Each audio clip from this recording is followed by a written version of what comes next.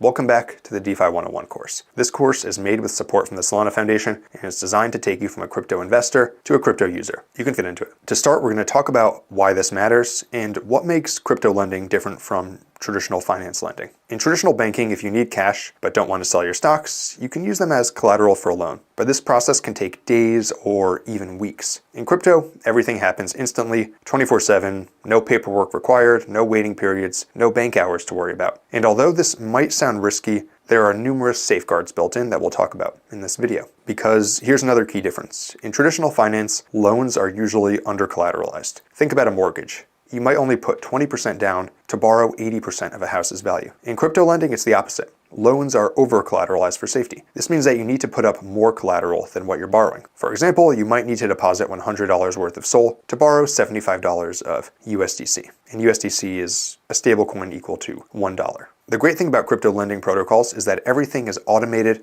and transparent. Your collateral is deposited into the protocol, but you can get it back anytime by simply paying off your loan. No early repayment penalties, complicated paperwork, or need to wait for a business day. Let's look at two common ways people use lending protocols. First as borrowers, and then as lenders. As a borrower, let's say you're holding SOL and you believe in its long-term value, but you need some USDC for a purchase today. Instead of selling your SOL and incurring capital gains, you could use it as collateral to borrow USDC. This way you're keeping your SOL position and that long-term value while accessing the funds you need today. Even better, you don't incur capital gains because you aren't selling anything. As a lender, maybe you're sitting on stablecoins waiting for the right investment opportunity. Instead of having them sit idle, you can lend them out and earn interest, taking the other side of that arrangement. Sometimes these have significantly higher rates than traditional savings accounts. Your assets start earning yield immediately, and you can withdraw them whenever you want as long as there's liquidity available. All right, now we're going to walk through step by step exactly how to do this. For this video, our tutorial is going to be on an application on the Solana network known as Kamino Finance. First, let's understand the basics. When you use Solana's money market, you can either A, be a lender, earning interest by providing your crypto for others to borrow, or B, be a borrower, using your crypto as collateral to borrow other tokens. And note that providing your crypto as collateral is actually the same as lending it from Kamino's perspective. The pool of collateral and the pool of lenders is the same pool. Let's walk through how to do both, starting with lending. Step 1, supplying assets, aka lending, aka providing collateral. Head over to Kamino Finance and look for the borrow/lend section. You'll see a list of different tokens you can supply, each with its own supply APY. That's the interest rate you'll earn. We'll connect our wallet to Kamino by clicking on the top right corner. You've seen me do this in previous videos. Connecting your wallet to DeFi websites and applications is a bit like logging into the website. It makes connecting your assets much easier. You don't have to set up accounts with each individual protocol. You get one universal account, aka your wallet, that you can use to connect to the entire Solana ecosystem. Contrast this with traditional finance, where you'd have to deposit funds into every single different application you wanted to use. However, for the tutorial, choose your asset, click supply, enter how much you want to lend, and confirm the transaction. Simple as that. Your assets are now earning interest. You are free to stop there and simply earn yield. Depending on how in demand these tokens are, the interest rate, aka your yield, will go up or down. As a general heuristic, stablecoin interest rates typically go up during bull markets. The reason for this is that people deposit their assets like Bitcoin and Solana and borrow stablecoins against them, either to spend because their assets are up or to buy more crypto. The more people that do this, the higher the rewards for supplying those borrowers with stablecoins go. Like everything, it's supply and demand. Typically during down periods or bear markets, the interest rates for stablecoin suppliers is much lower because fewer people are borrowing stablecoins against their assets to speculate. One way to think about it is that when other people are leveraging up to trade, you can be the one providing them leverage and earn yield from it. Step 2.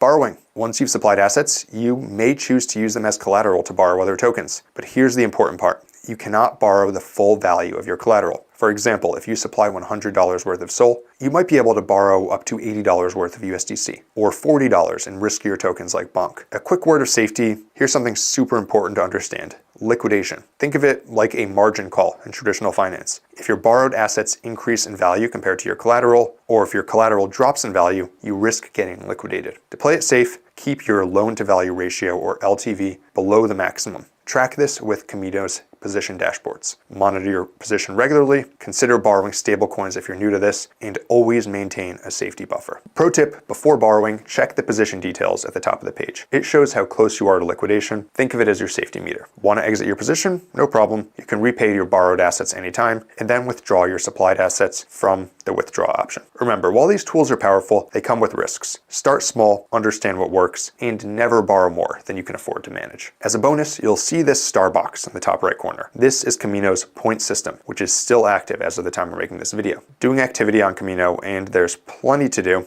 earns you Kamino points that could result in rewards down the road. You may get airdropped Kamino tokens or received other bonuses for these points, although I don't specifically know what they're for. You can check out the points hub by clicking on the star. That's it. You're now ready to start using DeFi for lending and borrowing.